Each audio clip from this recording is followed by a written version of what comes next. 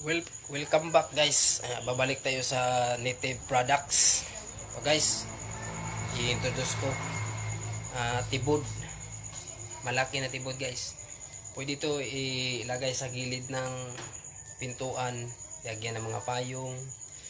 Pero pwede din ito guys, lagyan nyo ng bulaklak. As long as magkasya ang inyong flower pot, pwede guys. Ito malaki. Okay, so yan. Yan. Meron ding small guys. Ito. Small na tibod. Yan. Yan. Pwede dito lagyan ng mga artificial na flower. Guys. Yan. At may bandiha ang tawag dito guys. Bandiha. Kung gusto niyo mag-order, pwede mag-order. Thank you for supporting us. Plain Sin Star. Thank you.